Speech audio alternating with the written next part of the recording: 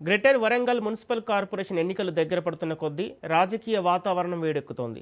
అభివృద్ధి అంశాలపై పోటీ పడాల్సిన పార్టీల మధ్య ఇప్పుడు దేవుడి పేరుతో రాజకీయాలు నడుస్తున్నాయన్న విమర్శలు వినిపిస్తున్నాయి.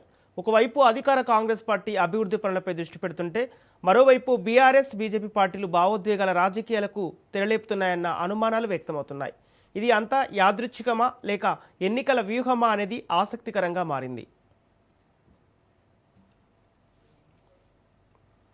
గ్రేటర్ వరంగల్లో ప్రతిపక్ష పార్టీలు ప్రజల సెంటిమెంట్ని రాజకీయ లబ్ధి కోసం వాడుకోవాలని దేవుడి పేరుతో రాజకీయాలు చేస్తున్నారు. భద్రకాళి అమ్మవారి ఆలయం అభివృద్ధి పేరుతో మాడవీధుల విస్తరణకు ప్రభుత్వం చర్యలు ప్రారంభించింది.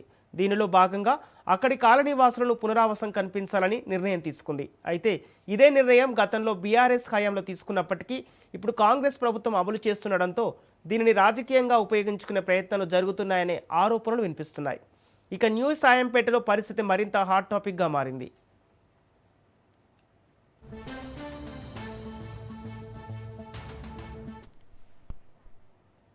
ఆంజనేయ స్వామి దేవాలయం పక్కన సాయంపేటలోని సర్వే నెంబర్ 23లోని ఖాళీ భూమిలో అనుమతులు లేకుండా హనుమాన్ విగ్రహాన్ని ప్రతిష్ఠించారని ఆరోపణలు వెల్లువెత్తుతున్నాయి.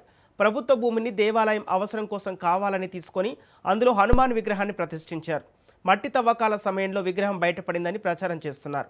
వాస్తవానికి ఆ విగ్రహాన్ని రాజస్థాన్ నుంచి తయారు చేయించుకొని వచ్చి ప్రతిష్ఠించారని దేవాలయంగా ప్రకటించే ప్రయత్నాలు జరుగుతున్నాయన్నది కాంగ్రెస్ వాదన. అయితే ఆ విగ్రహం రాజస్థాన్ నుంచి తెప్పించారనే ఆధారాలు తమ వద్ద ఉన్నాయని కాంగ్రెస్ నేతలు చెబుతున్నారు.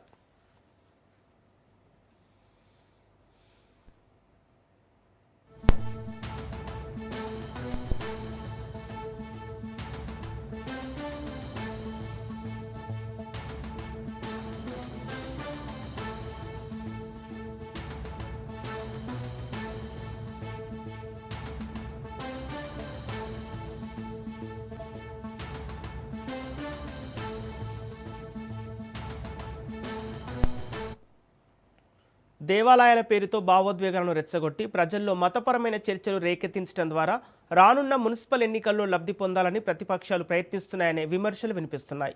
విగ్రహ ప్రతిష్ట, అర్ధరాత్రి తొలగింపు, ఆ తర్వాత ప్రభుత్వంపై ఆరోపణలు, ఇదంతా ప్లాన్ ప్రకారమే జరుగుతోందని కాంగ్రెస్ నాయకులు సందేహాలు వ్యక్తం చేస్తున్నారు. ఇప్పటి వరకు అభివృద్ధి, సంక్షేమం ప్రధాన ఎజెండాగా ఉన్న వరంగల్ రాజకీయాలు ఇప్పుడు దేవుడు భావోద్వేగాల చుట్టూ తిరుగుతున్నాయా? బీజేపీ వ్యూహానికి బీఆర్ఎస్ కూడా అనుసరించిందా, లేక ఇది కేవలం ఎన్నికల స్టంట్ మాత్రమేనా? మొత్తానికి ఉమ్మడి వరంగల్ జిల్లాలో దేవుడి పేరుతో రాజకీయాలు కొత్త మలుపు తీసుకున్నాయి.